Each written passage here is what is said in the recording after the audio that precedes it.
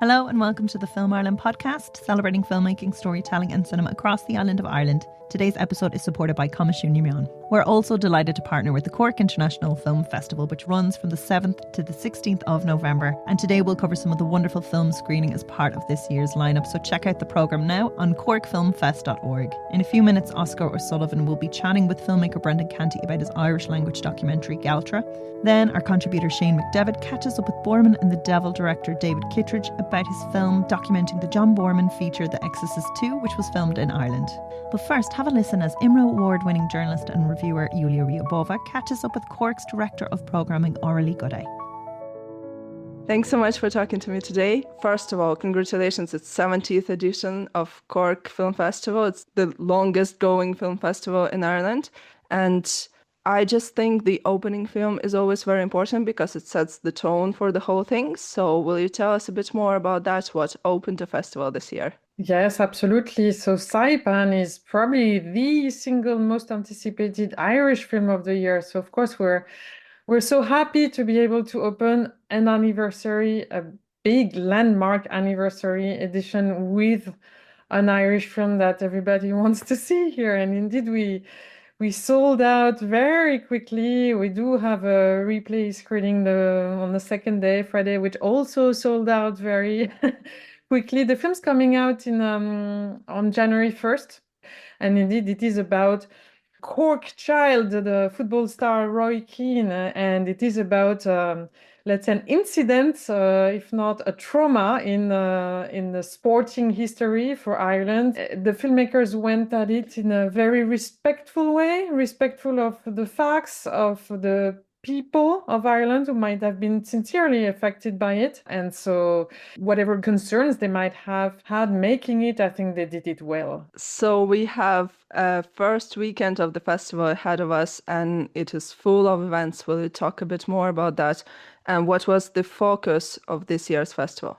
So, I mean, you were talking about the fact that it's an anniversary edition. What we did is look back. When the festival was founded in the early 50s, it was part of this movement of a number of cultural events with an intention locally and nationally of enhancing the visibility of Irish culture for international visitors, so to attract international tourists, especially from UK, from the US, and reversely, at the same time, to offer local people the possibility to be in contact with international culture. And we are still very much faithful to these principles. And so the focus, because it's an anniversary, is very much to look back at our history and embrace it and incorporate it also. It's important to understand your history in general, to understand where you are and to think about the future. No, absolutely. I looked at the program and there are films from probably half of the European countries, but there's also Chile, Angola, Korea. So just a huge versatility for everyone looking for different things. And the European identity is something very important for us. This is what inspired the creation of this competitive strand we have that's called Spirit of the Festival. That spirit is, being part of Europe despite being an island and building that bridge and reminding people of that link and hearing the stories from Europe and especially the young filmmakers with first and second features, and really to show people here, this is our European cousins and they have stories to tell us and they have talent. And what was in your mind? Because I mentioned there was a lot of applications, a lot of submissions for the festival. What was in your mind when you picked certain films and then some films didn't make the selection? So we're a small team and a lot of films are being made every year, close to 5,000 submissions. So we do cover them. We watch all the films. The majority of those are short films, and the festival does have a tradition of, revealing new talents. I'm talking short films, really beginners. And so we are really careful about this. And indeed, the short film, especially the Irish Shorts program, have prime slots in the program on the first weekend. And so back to the selection process, what presides over it in general is curiosity. This is my main driver, is curiosity. So I want to feel it also in the filmmaker's gesture. that they are curious themselves about what they're doing, that they're not just reproducing patterns or anything, that there's a sincerity, that there's an authenticity. You can feel the filmmaker behind, and an ambition. I respect ambition. And for all of them, honestly, technical craft and storytelling power, it's the basis and it matters. So a lot of young filmmakers who did their first shorts, and they will probably come to see them at the festival.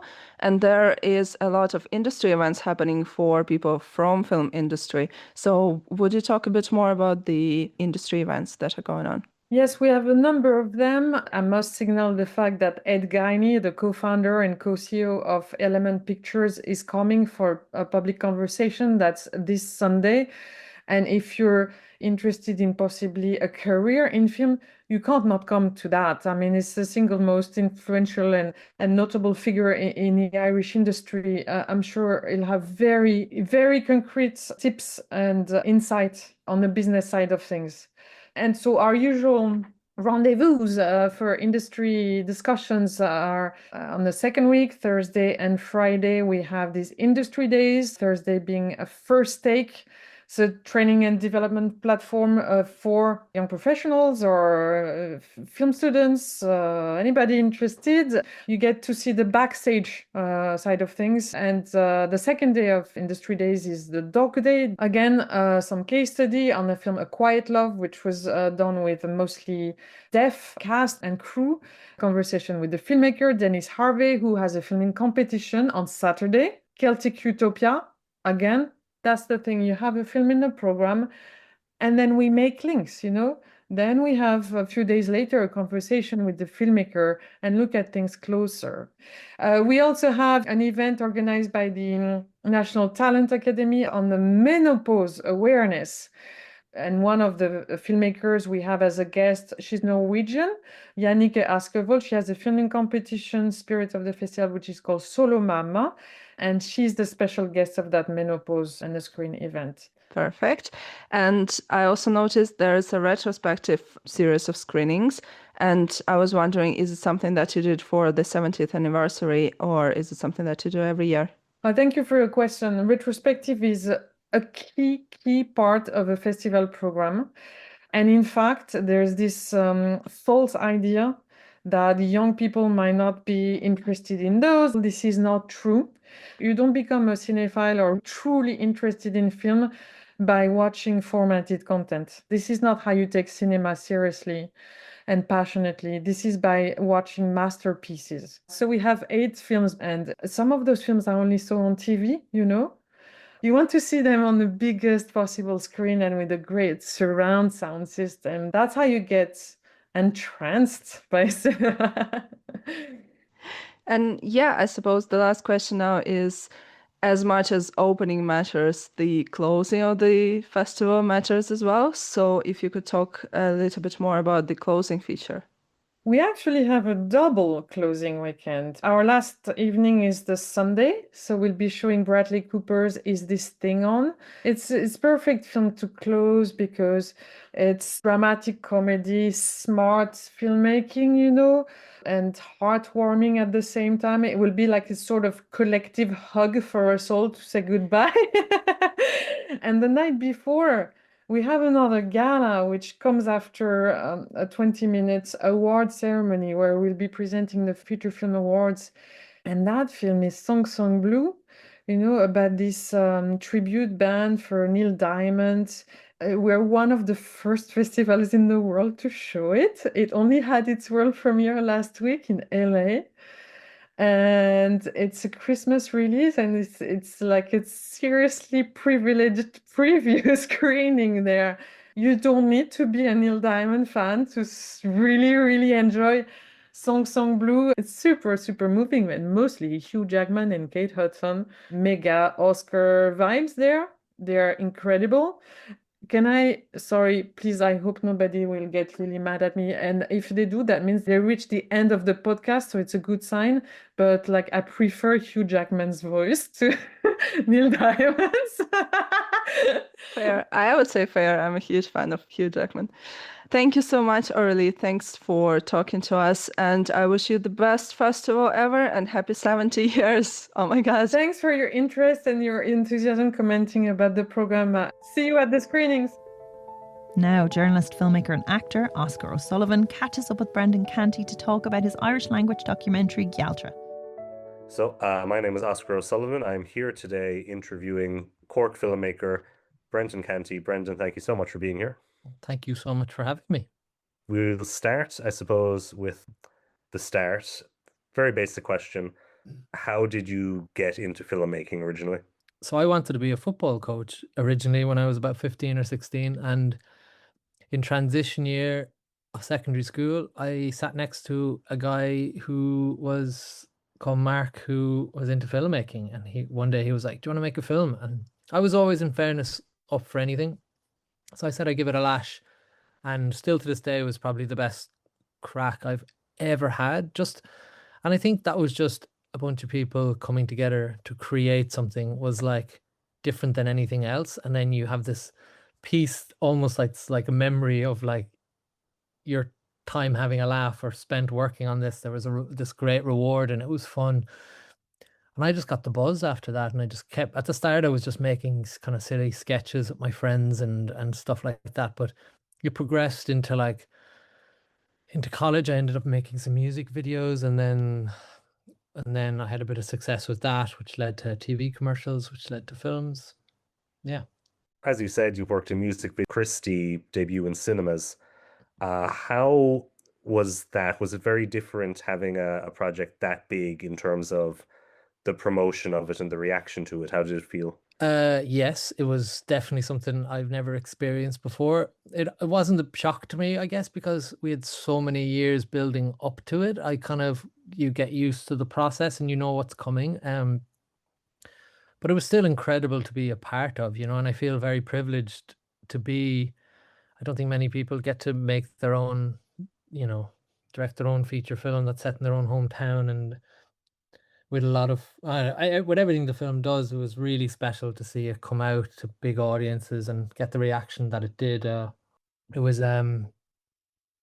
yeah, it was kind of special. And as you said, like little things, like, well, big things, but like seeing it on the side of buses, and to go from it being like such a private thing when we're developing it for years and even shooting it and editing it, to it being on the side of buses in your hometown and on a billboard on like Patrick Street in Cork. It's just moments that I was like, I have to just be present in these moments because it's absolutely wild. Like, if I could go back a few years and imagine that this would be happening, like, I'd be like, holy shit.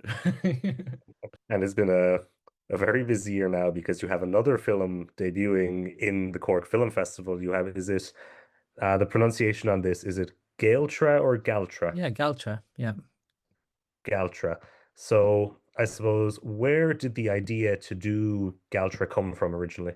So I never really had much interest in doing a documentary. It's not the sort of thing I've really been drawn towards ever, really. I'm definitely more of a drama director, but when we were making Christie, we cast a lot of the cast, and a lot of the community behind the film came from this one place called the Cabin Studios in Cork, which is essentially a porta cabin, and inside that's been turned into a music studio, and they teach kids how to make hip hop in there. That's what they do.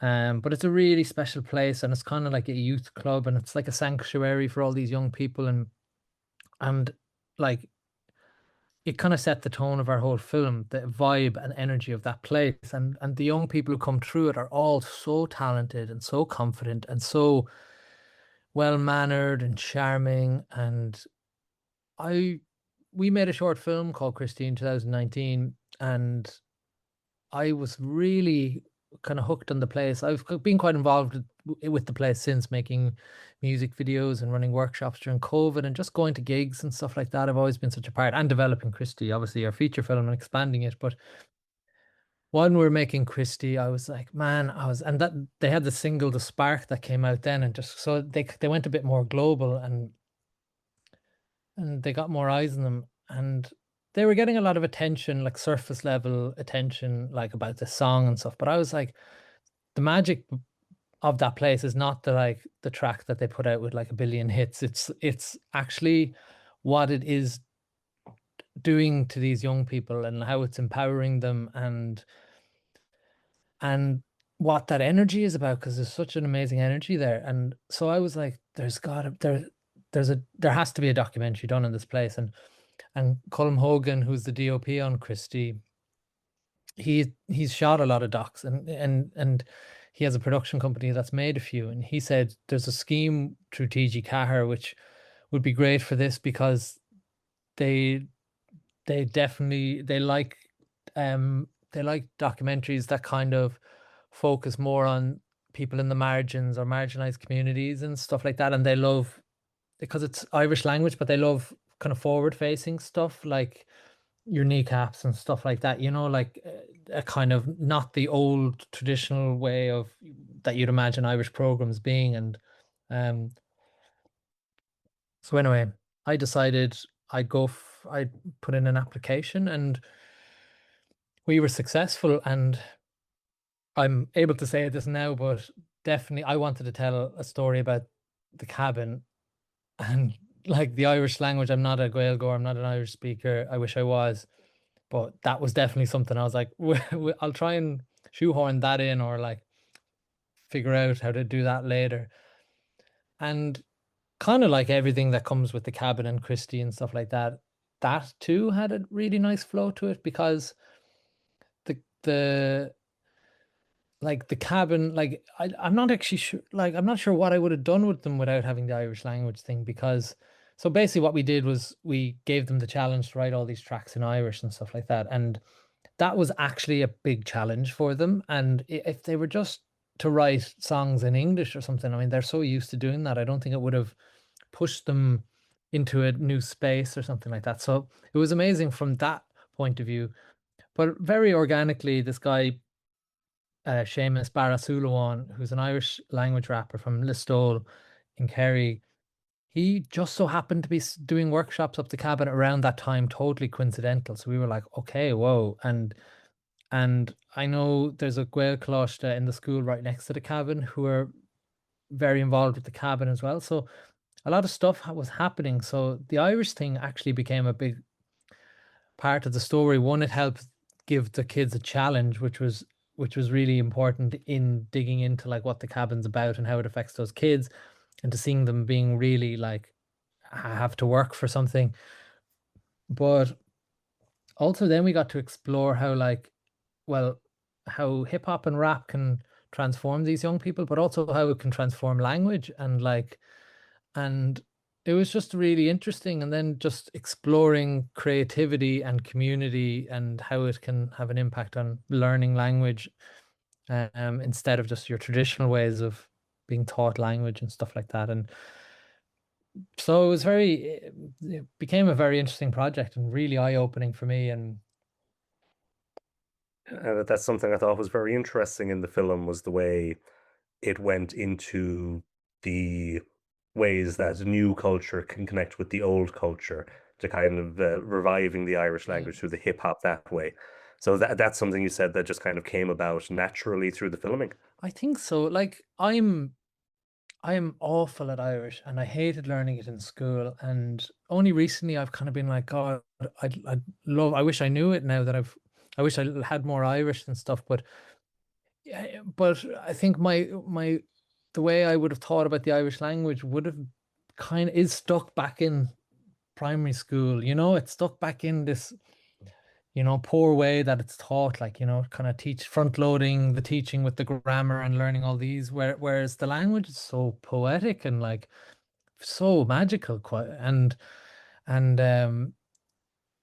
so seeing it being taught by someone like Seamus, who's so passionate about it and comes from the completely opposite side of things, like then those sort of that academic sort of way, like, he really leans into that. And he's also someone who's like encourages the kids to have slang and play with the language like you would with English or anything else. It's like is really a breath of fresh air, like, and it's like, and when you see people like Seamus and, you know, Kneecap or whatever, like it's like, I think, and then, Mancon, who passed recently, it's like these people have come along and have just shown a very contemporary magical side to Irish recently that's really kind of opened, well, it's definitely opened my eyes, and I think a lot of young people in Ireland to it's kind of changed their perspective on something that was very, for me anyway, rooted in just this kind of depressing school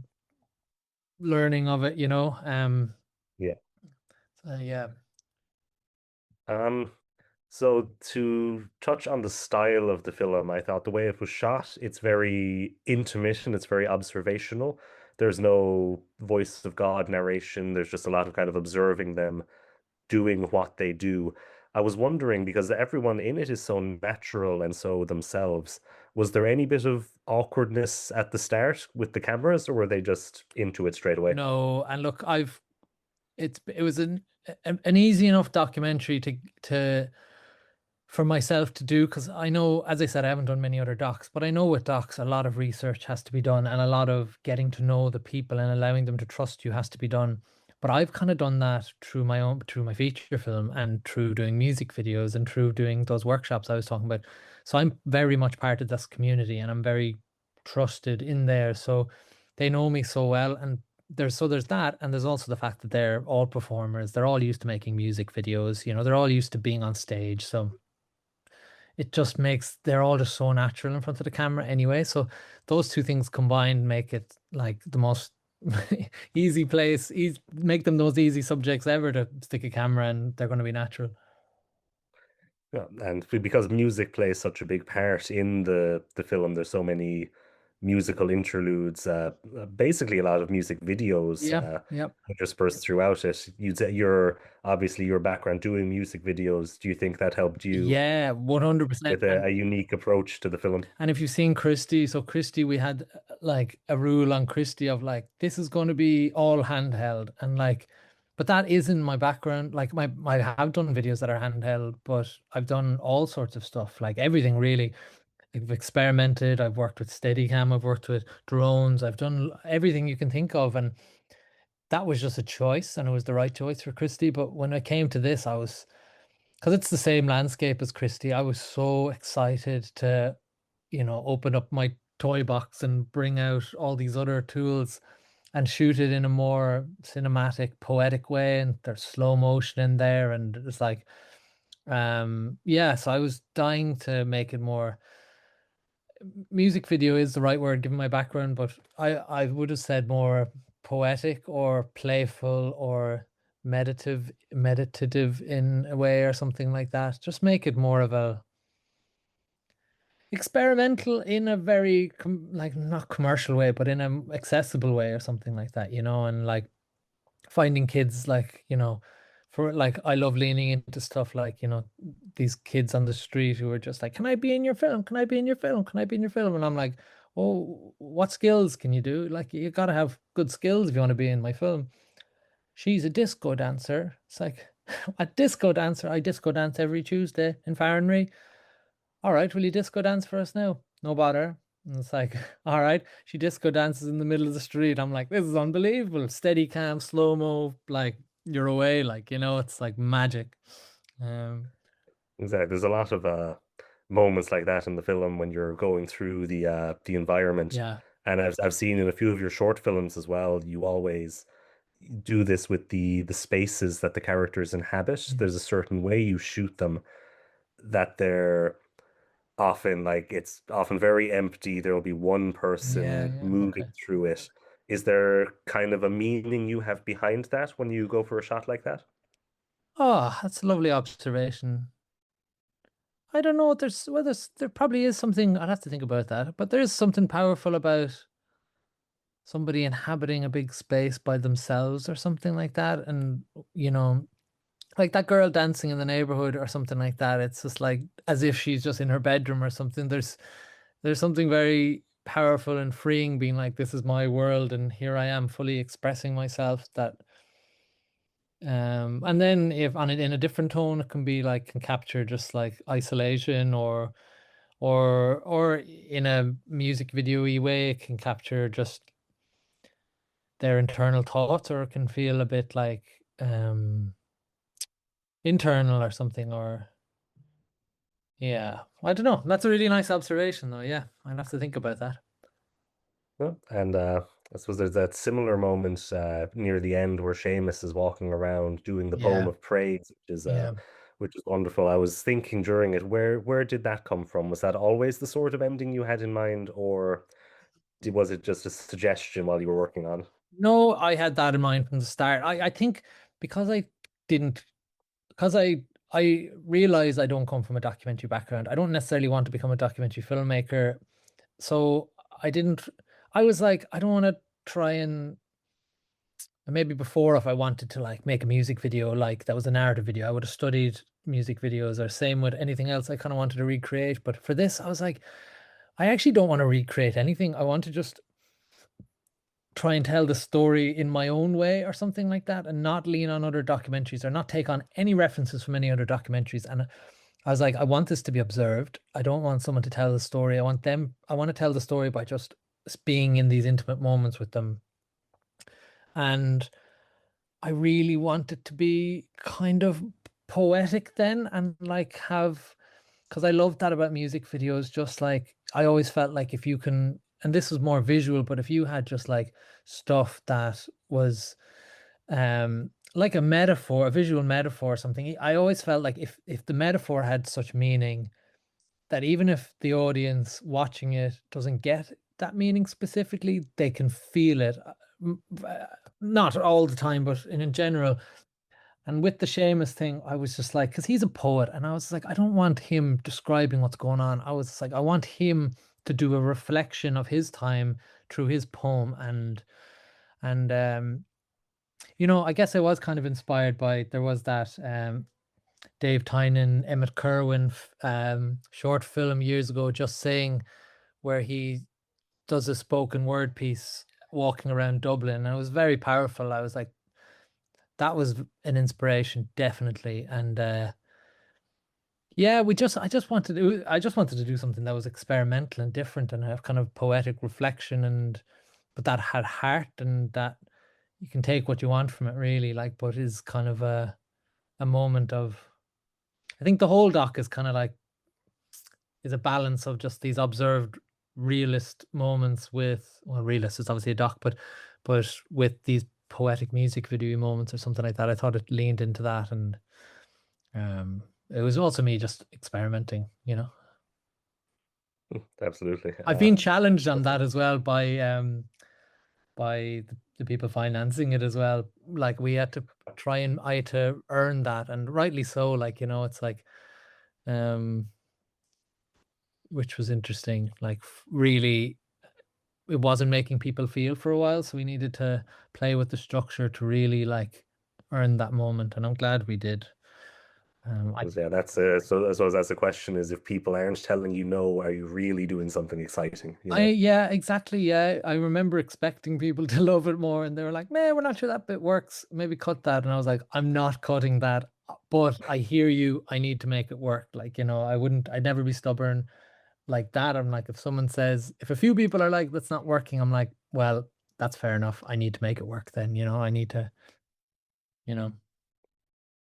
I suppose when you're making a film like that, that's obviously you have funders, you have people involved in it behind the scenes. Is it tough to stick to your guns on creative decisions, do you find? Do not on this at all. And on Christie, not really at all either, I think. And both of them now have been funded by government film bodies or whatever, so like Christie was BBC and Screen Ireland, this is TG Cahir.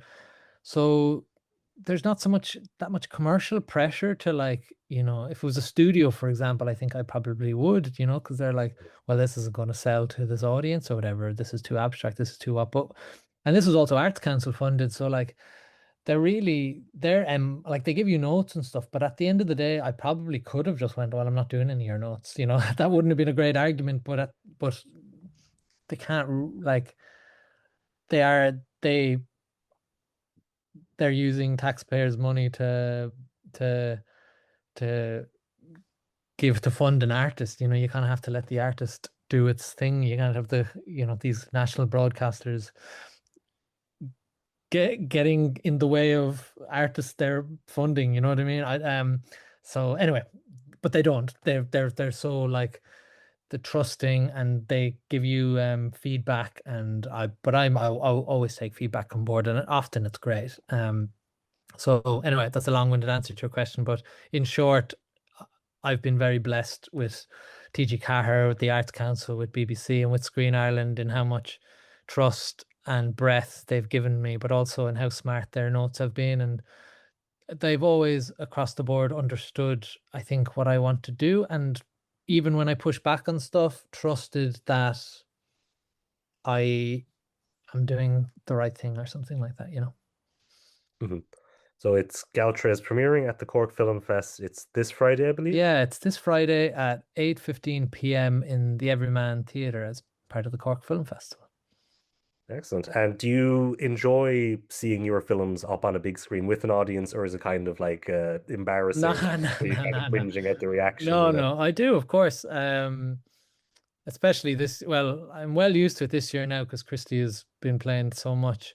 I'm really excited to see this film on the big screen because no one has seen it. Like, no one has seen it. Just like the people in production who've seen it. So none of the cast or the people in it have seen it and stuff. So it's going to be really special for them to see it, and their community is going to see it as well. And I'm just so excited. There's some very cinematic moments in it which I haven't seen on a big screen either. So I'm like, can't wait, you know. And then after that premiere, do you know where it's going to be available next? Is it coming to TG Cahir, or is there? It definitely will. It will go out in TG Cahir at some point. I'm not sure when. Probably in the next year, I'd imagine.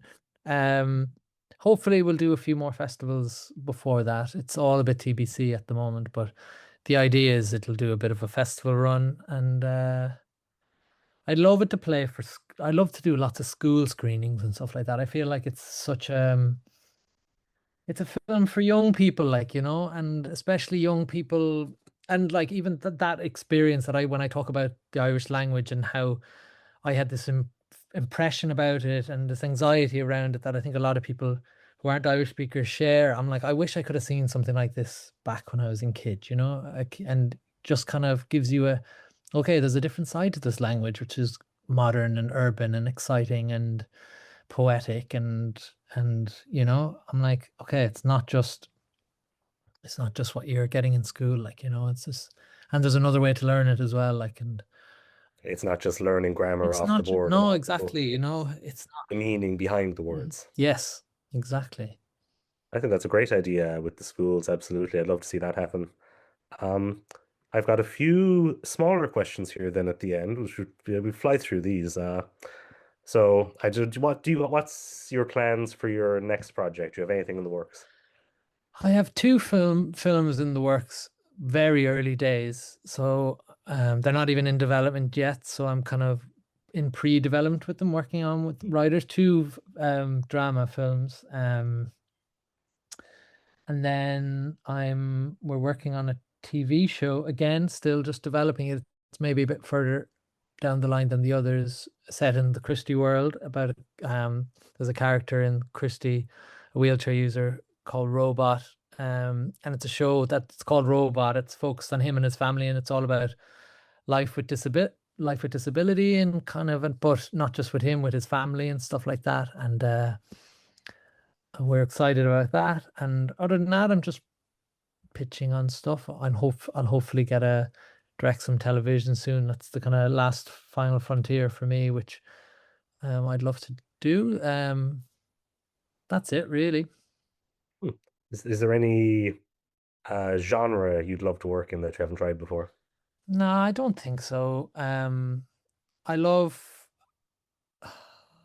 mean, like with the TV stuff, like I'm kind of pitching on something at the moment which is totally different to Christie, and it's kind of, the scale is much bigger, and it's a period thing, and and it's quite fun. It couldn't be further apart from Christie, and I think something like that would be a fun challenge. I'm always up for that. But when it comes to my own stuff, I'm like, I'll stay in my lane, um, and see where that takes me. But I think at the end of the day, I'll always lean towards human stories, and I don't think I'll ever gravitate towards that. It doesn't mean that they definitely won't all be like working class stories. That's definitely something I will underline. I was just like, um, they'll just be human stories, and that could be anything. That could be like astronauts in space, or someone on a council estate, or someone in like a law firm or something. It doesn't matter. Like, it's like, I think just making humanist sort of films, and I think I lean towards films with hope and humor and stuff like that as well. Yeah. Very good. As I find that interesting that you said you kind of stick to your own lane with the stuff you make, because there is such variety in your body of work, in the sort of style and the different stories. Yeah, I that's think, probably do you, true. do you like the challenge of trying new things, new genres, new styles, stuff like that? I guess genre is such a boxy word, isn't it? It's like, I think, Hmm. like, I don't like horror movies. I don't think I'd ever do it. I don't, like, the genres carry such like I think the stuff that I've done, I would say, is all within a fairly similar genre. I think, as in, if you see one of my experimental music videos, I think you could, it feels like it's in the same world to Christie or something like that. Maybe I'm wrong. But I do love to be, I definitely love to be challenged and to do things that are different. But I think if there's a good human story at the heart of it, then yeah. But I don't think, I think when you said that, I was more thinking more like sci-fi or horror and stuff like that. And it's like, I find those things are a different art form, I would say. Like, and I'm not that interested in doing them. Okay, yeah, that's interesting. I suppose then a final question then. Obviously, as you know, Cork, thriving culture, arts culture, film scene, all of Yeah. that. A lot of young people looking to get into the arts, I think, are going to look at films like Christie and Gealtra and be inspired. What would be one piece of advice you would give to a young filmmaker or actor or musician or whatever? To keep on making stuff, like, try and build up that thick skin and fearlessly make stuff, put it out there. Don't be too precious about what you're making, because I'd imagine what you're making, unless you're like some sort of like Paul Thomas Anderson prodigy, it's probably not going to be like your best piece of work. But that doesn't matter. Just make stuff, get it out there, make stuff, get it out there, watch as much stuff or listen to as much stuff as you can, try and take it on board, keep making stuff. It's the only way, I think. Even if you go to film school, all of these things can help, but nothing is going to make you into a good filmmaker better than making films. It's the only way, like, to get to become a good filmmaker, is by making as much films and making as many mistakes as you can. That's great. Brendan, thank you very much for taking the time to do Yeah, this, thanks, and Oscar. It was enjoy the great. premiere on Friday. Are you going to be there? I can't, unfortunately. I've got a clash with another screening. I'm seeing Sentimental Value to write a review for it. Oh, that's great. You love it. But thank God I was able to see Gealtra beforehand now, because I was kicking myself that I was going to miss it. But it was great watching it on Oh, the well, thank you screener. for watching it anyway, and thanks for chatting. I appreciate it. Finally, in an interview recorded after the premiere of Boorman and the Devil at the Venice Film Festival earlier this year, Shane McKevitt catches up with director David Kittredge. So David begins by explaining how The Exorcist II works as a movie. There are two ways to view a movie, really any work of art, but let's just call it a movie. Let's just say there are two ways to view a movie. One is it good? In other words, does it achieve what it sets out to do effectively? Like and does it work within its own rules and constructs? I think that even John Boorman would say that Exorcist II is a flawed work in this regard. Conventionally, I have a very hard time calling it a good movie, but the other way to look at a movie, and the way that I find I think is more important, at least to me now in my life, is it an interesting work? Does it try stuff that maybe you haven't seen before? Does it try to subvert your expectations? Does it try to do things that other movies don't try to do? Is it not just some placid, you know, trip that you're on to tune out your brain and just escape? Is it something that you're actively cogitating on while you're watching it? And to me, that's more important than whether or not it just conventionally works. I would take one Exorcist 2 over like 50 perfectly fine, good, effective, like kind of B plus movies any day of the week. And Exorcist 2 like is, I think, undeniably, I think I would debate anybody who doesn't think it's an interesting movie. I think it's one of the most interesting movies I've ever seen, simply because, not just because of what it is and movie itself, but like the fact that they chose to do that at that time in Hollywood. They had the sequel to the biggest grossing movie in Warner Brothers history and the third highest grossing movie of all time. And they could have easily done a cash grab. They could have easily done another possessed kid, or Linda Blair gets repossessed, or whatever. They could have done that and it would have been super straightforward, and they probably would have made a lot of money. I mean, you've seen this, like Jaws 2 kind of tried to do that. But the first movie, it's like you're comparing it to the fucking Venus de Milo. You're comparing it to literally one of the best American movies ever made, and maybe one of the best movies ever made. And it's just like, what do you do with that? And I think that John Calley and John Boorman, first John Calley at Warner Brothers, but then John Boorman, when he was brought in, decided to just, and this was before Jaws 2, this is even before, really kind of before The French Connection 2, that was getting made and it was getting out there. But they just sidestepped the whole thing. And they were just like, you know what? We're not going to do that again. We're going to do something completely different. And we're going to try to build this into something bigger.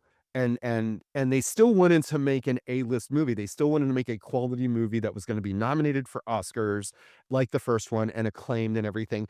And all of the pieces on paper were there. It made sense on paper. All of it made sense on paper. But each one of these decisions, for reasons that I think you saw in the documentary, turned it into this other thing that nobody intended. And what they ended up doing was I think they forgot about, in a way, they forgot about the audience. They forgot about genre. And Boorman says toward the end of the film, you know, if it hadn't been, you know, bonded to The Exorcist, it would have had a very different reception. I think I mean, certainly it wouldn't have gotten made. Certainly not with the biggest budget in Warner Brothers history and all that stuff. But I think he's right. I think if you saw Exorcist 2 and you knew nothing about The Exorcist somehow, and I think maybe that's possible, like 50 years after the fact, like maybe there are people who don't know The Exorcist. There's some kid who has... Yeah, some kid somewhere. If he just saw Exorcist 2, I wonder, like, I don't think that it would be taken certainly with such severity and nastiness, but I think it might be taken in a very different way. And I think that's the success of this movie. It's kind of, you know, the audiences were mad because it was kind of a fake out, because they were expecting a horror movie. And the thing is, Exorcist 2 is not a horror movie. And how can you make The Exorcist, you know, the sequel to The Exorcist, not a horror movie? It's like, but they did. That's what they did. And that's one of the biggest reasons why it's one of the most fascinating films ever. It is like, that is such an insane creative swing. Like, just like, we're not only not going to do anything like the original, we're not even going to really be the same genre as the original. Like, that's something else. That's like, wow, okay, you guys have yourself way out there on a limb. And you know, he kind of paid for it. You'd think that was a smart idea, right? Because it's like, you're not going to be The Exorcist better than The Exorcist, so you might as well do something different, right? And they actually said that. They actually said in interviews, I think Rospo said this a couple of times, and in print interviews, like, we can't top that. We're not going to try. We're going to do this other thing. We're going to expand on the story. We're going to talk about why she was possessed. We're going to give this greater meaning and bring it back to like human spiritual evolution. And in a way, it's funny because, like, even just like looking at The Exorcist is a naturalistic, despite it being supernatural, it's a naturalistic, very contained, character-driven story. It's a small story. It doesn't have a lot of people. It doesn't have a lot of locations. A lot of it takes place in one room. like 20% of the movie or something. I think I added it up at one point in my edit. I literally just took all of the shots in that room and just like okay, what's the runtime versus the runtime? I think it was like 20% of the movie takes place in that room, in her bedroom. Exorcist 2 is like, oh, we're on 3 continents and we're flying around and we have this like synchronizer thing, so we're literally in 2 different time places at the same time, and it's kind of a wonderful fever dream of a film. And once you get past the fact that, you know, if you felt cheated that it wasn't a horror movie or you're angry, if you see it for what it is, it's kind of unbelievably cool. And technically, if you're a film nerd like me, certainly, it's crazy cool. It's like amazing. It's all of the technical stuff he did in that movie, like going basically eschewing opticals, because opticals were still kind of rough at the time. It was rough to do an optical. Like you would get generation loss. You would like all the optical shots would look much more grainy. Doing all that stuff in camera, doing all those trick shots, all those miniatures, shooting the exteriors of Africa on interior sound stages to give it that kind of like, what is this? This isn't like, what world is this? This isn't like real exterior, but this isn't like real interior. What is this? But if you kind of go with that, and it's a big ask to go with that movie. That movie asks a lot for you to like get with it. But if you choose to kind of give yourself up to that movie, it's really something else. Like there's no other movie in the world like it. I was trying to think because there's so many sequels, you know, and I'm trying to. Oh, it's nothing like any of the sequels. A very prominent director, and I'm not going to drop names. Maybe I should. Maybe Lulu, you can tell me if I should, but I probably shouldn't. Actually saw Boorman and the Devil and emailed me recently, which was like, what? I just got an email from this like huge director. Okay, wow. And he loved the film, which was really cool. But he literally said like, you should watch Joker 2 because it's very similar. And I'm like, oh God, is it? I don't want to do another documentary on Joker 2 right now. I'm still recovering from this one. This one took a very long time to do. I was gonna ask, how long did it take from Our first had the idea to then? Oh, I had the idea. Oh my God. Like, well, my friends have been on me, because I'm an editor and I have a lot of filmmaker friends, and like, you know, whatever. My friends have been on me to do a documentary about this film forever. Literally on my 30th birthday, I showed a bunch of friends this movie on VHS, and like some of them have never forgiven me. The Exorcist II. In 2017, my friend who's a documentary filmmaker, Jeffrey Schwartz, said to me, like, you need to make he'd been saying, you need to make a documentary on this. You need to make a documentary. You know, all of this stuff. Like, and I'm just like, yeah, I don't want to make a documentary. Documentaries are a ridiculous amount of work and they take forever. This was your first documentary, in fact. It is my first documentary. I have edited on documentaries before, and I was like, during the making of this, I was on Queer for Fear, History of Queer Horror, Brian Fuller's limited series, and I ended up, I was just an editor, but by the end I was the lead editor and a co-executive producer, which was really cool. So I learned a lot from that as well.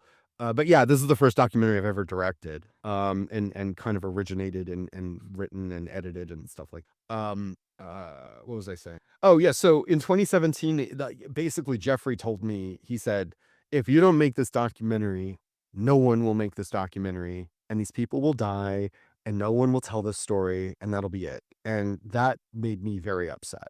And because I knew he was right, and I kind of knew I had to do it. So I got in touch with Boorman, because I figured there were 2 documentaries to be made for this movie. It was either with Boorman or without Boorman.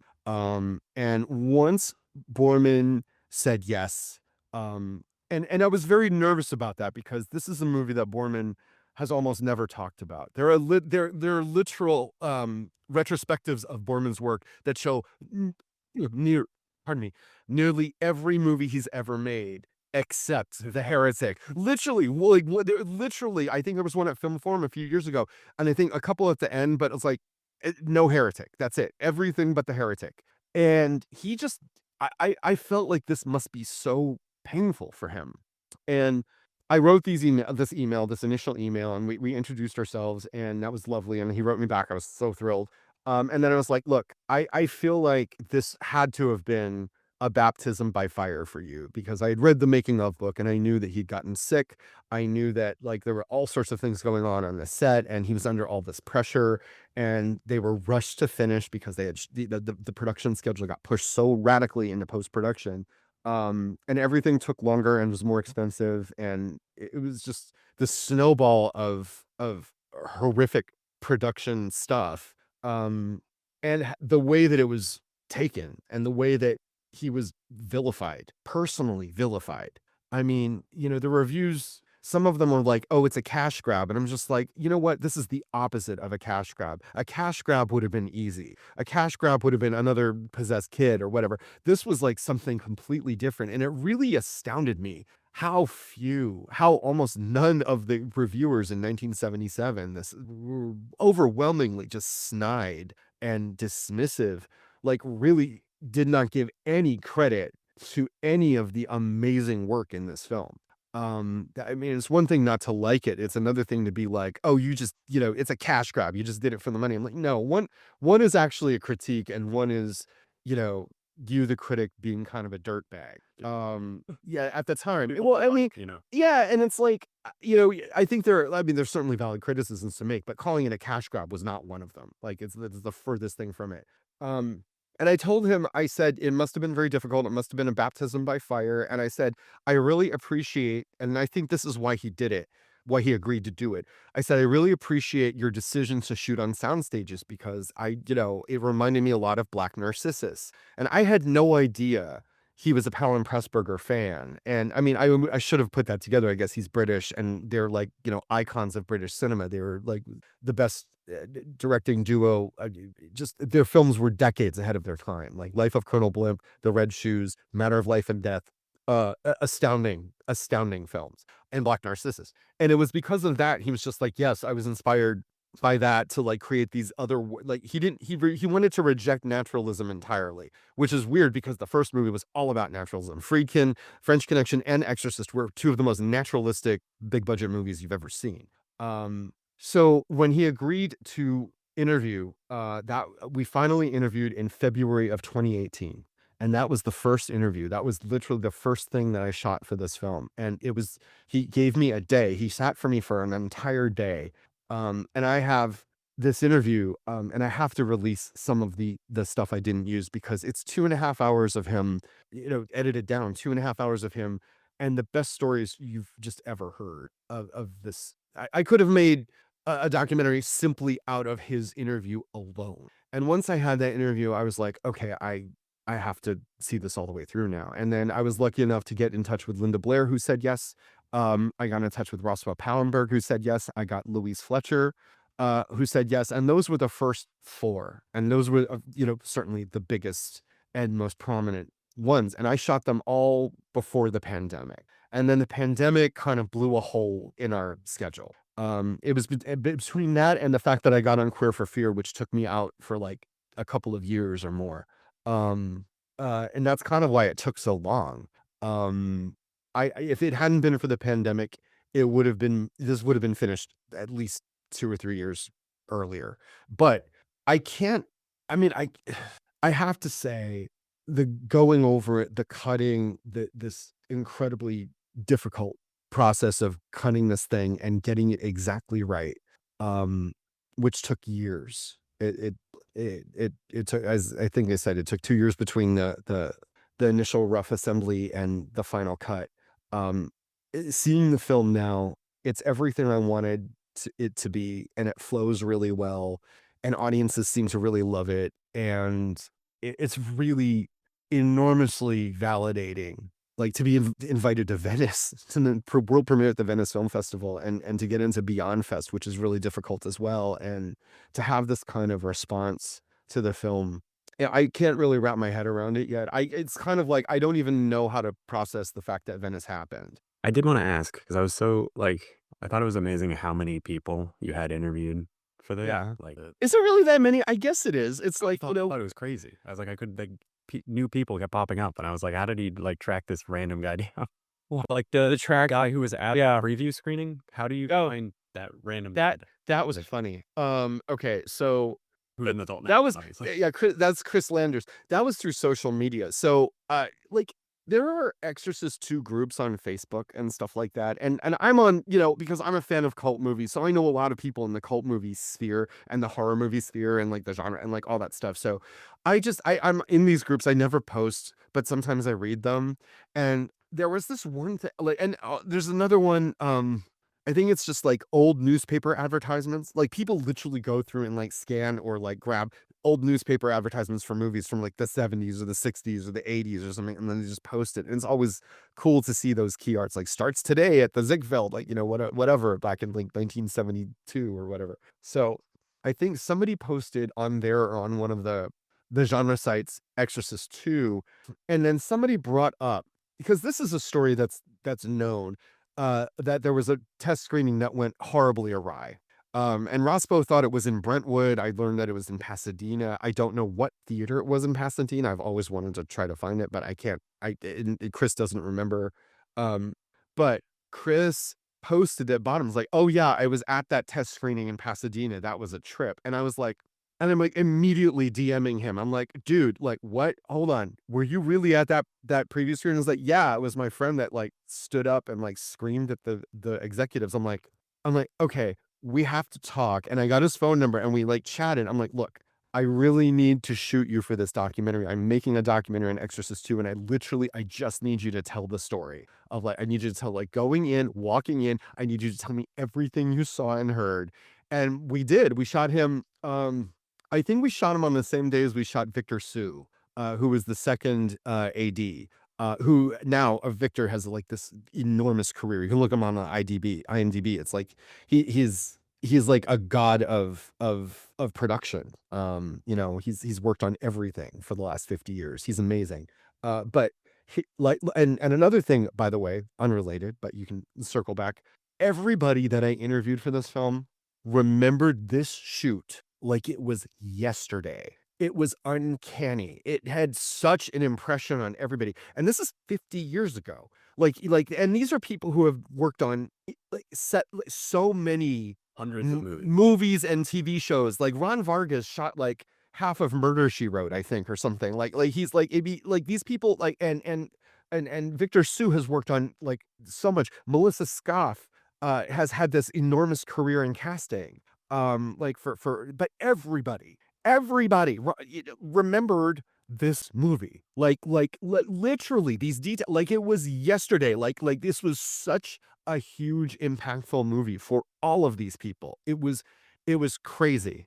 And the thing that struck me was everybody was so like sincere about giving their all to make a great movie. Everybody. From the script supervisor to like everybody, like it was moving. And I think you can feel that in the film because it was moving that these people, I mean, they were young. It was some of their first big movies. But they really wanted to do something amazing and special. And it really gutted them when it was taken the way it was. And I think that love, though, I don't think you see that a lot in documentaries about movies and stuff like that. There's just dozens and dozens of people who give so much to everything they do. Like it would be easier for anybody to make money in almost any other profession than the movies. Like almost anybody. You could like get a business degree. You could like go, whatever. It's like making movies. You have to, there are ways to make a living, certainly like more then than now, unfortunately. But these people loved what they were doing.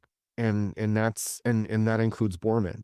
There was so much personal love that went into all this stuff. At any rate, going back to Chris Landers, yeah. So I DM'd him and met up with him, and he told that story, and it dovetailed with the Friedkin story. I don't know if he ever saw that Friedkin video, but the fact that they said almost the exact same things, I'm like, okay, that's I guess that happened. But can you imagine? I can't imagine. I've never been at a preview screening that, like, I mean, it's unbelievable. What is the process like of getting all these people? Like, I'm sure as somebody who's a fan of horror movies, I would imagine it was cool talking to Joe Dante about Oh, yeah. for however long you talked to him. I was trying to get Joe Dante for a while, actually.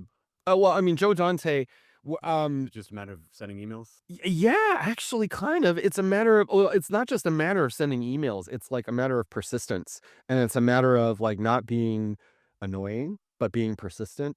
With regard to Joe Dante, who was so wonderful, I finally got through to him from his friend, who's a producer, John Davidson, who's produced tons of movies, I think, and like Airplane. He produced Airplane. I mean, he's like a legend.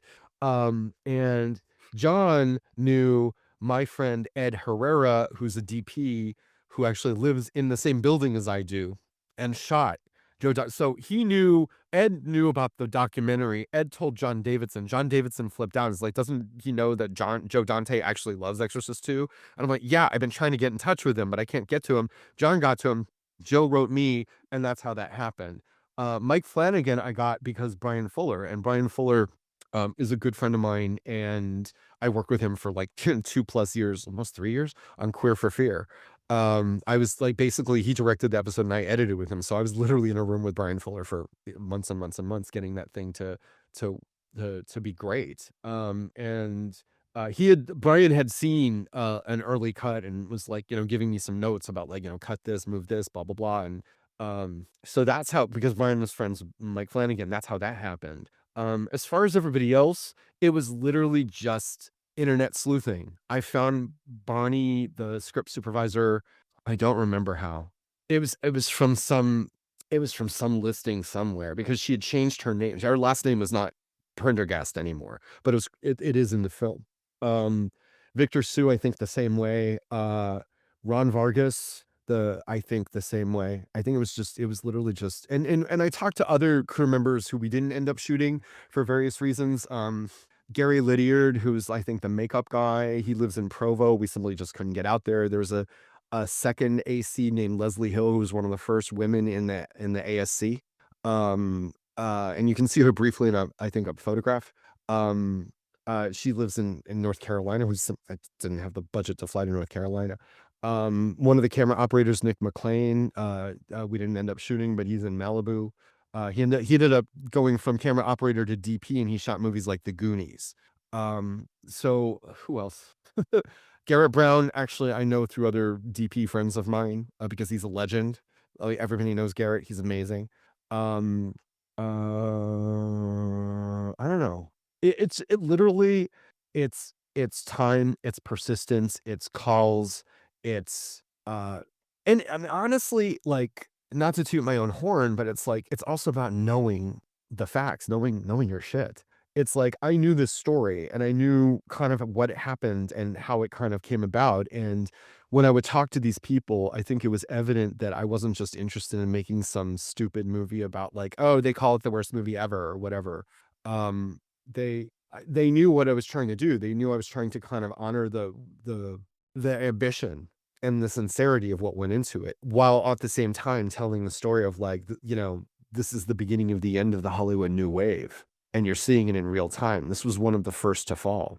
The first really big auteur, driven movies, before the studios were just like, okay, we're not giving anybody this kind of freedom anymore.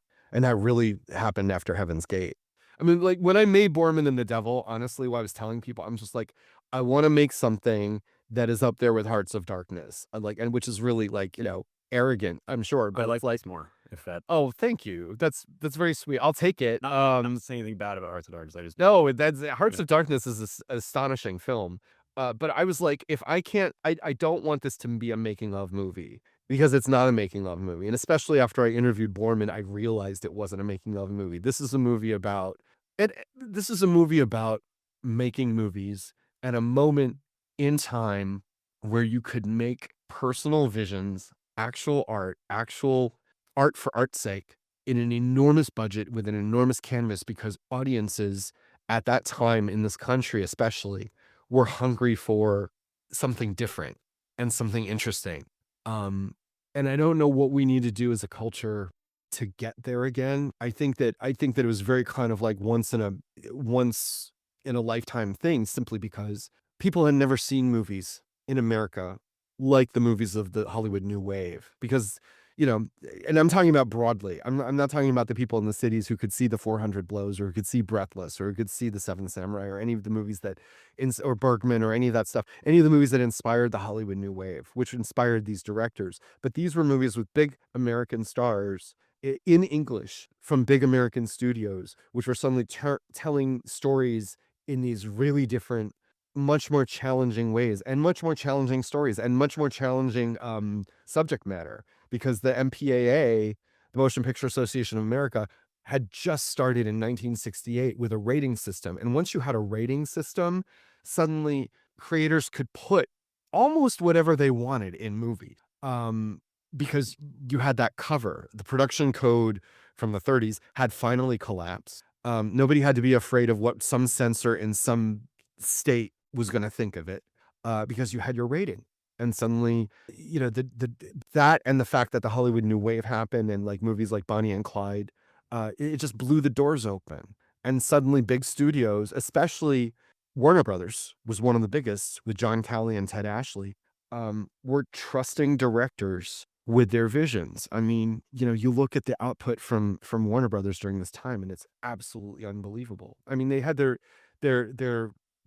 memes. They had their movies that maybe like weren't as good, but they also had Clockwork Orange, McCabe and Mrs. Miller, What's Up, Doc, Clute, All the President's Men. I mean, this is just off the top of my head. It's an awesome movie. Performance. That's a movie. Yeah. Does anybody talk about Performance? That's a fantastic film. They put money into Woodstock, which was a big hit, and a documentary the likes of which no one has ever seen, and probably still. Even movies like Dirty Harry, which is kind of like I think Pauline Kael called it a fascist movie, and it kind of is, but it was also a thriller like the likes of which we'd never seen before. These were movies that were greenlit by these people with actual money, with actual studio money, that I think are some of the best American movies ever made. And they changed the way movies were made. They changed the way American audiences viewed movies. And I think that hunger is still there in audiences, although I think studios are now just interested in making lots of money with fewer movies. I really hope that maybe some enterprising people can understand that there's a lot of money to be made for just letting directors do really good work on mid budgets and releasing a bunch of those. And you're seeing it with like the A24s and the Neons especially. And I hope there's more of that, because I think there's a huge hunger for individual and personal movies. Like Anora, like The Brutalist, like a lot of movies that, I want those movies. I want movies like that to be financed by arms of the studios with actual money, with actual budget. And I don't think they're going to lose their shirt on it. I think if they try that and actually stick with it for 5 or 6 years, they're going to have an enormous success. But, it takes vision and guts to see that. And, I think right now that's in, with the exception of a couple of places, actually Warner Brothers being one of them, we need more of it. There's not a lot of it to go around. And I wish there were, because cinema is too important as an art form. Yeah, man. I think my favorite thing about because you mentioned how it's not really a making of documentary. And I think that was, you don't really realize that until the movie's kind of coming to an end. It's all kind of reframed in this different way where you're like, this is more about Boorman and his career, and how this movie almost kind of exemplifies not just a turning point in his career, but in cinema.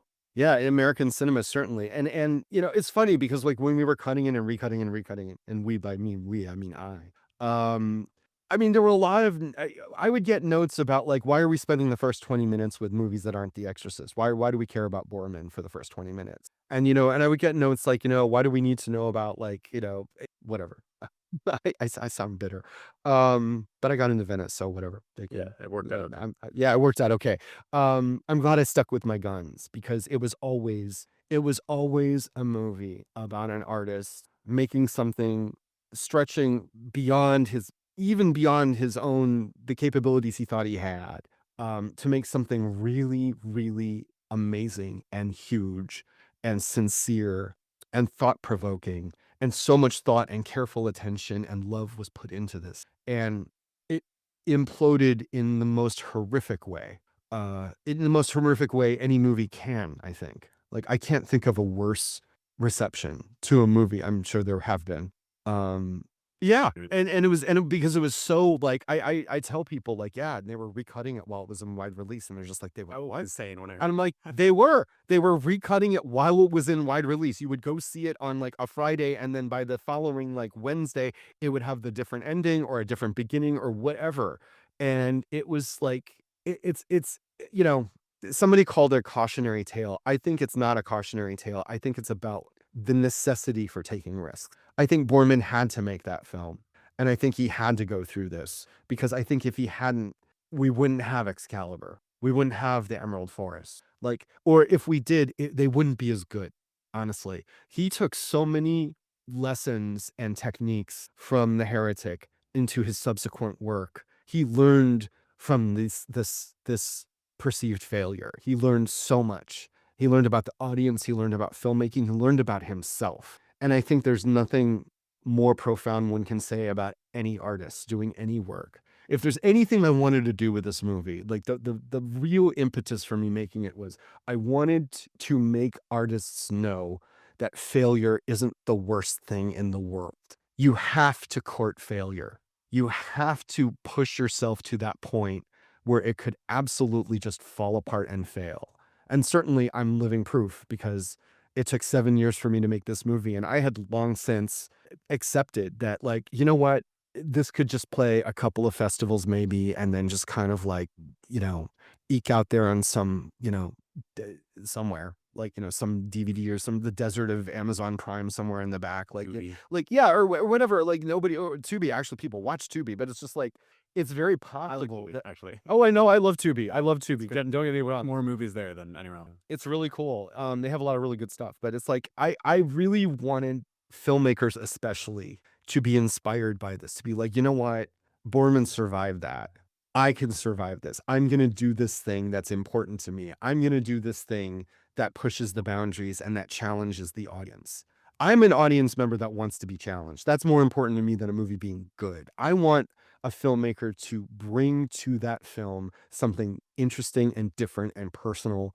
And I want to come out thinking about it, even if it doesn't succeed on every single level and every single point. Like, I will give a movie enormous amount of leeway if it's doing something different and interesting, and certainly something I've never seen before and personal.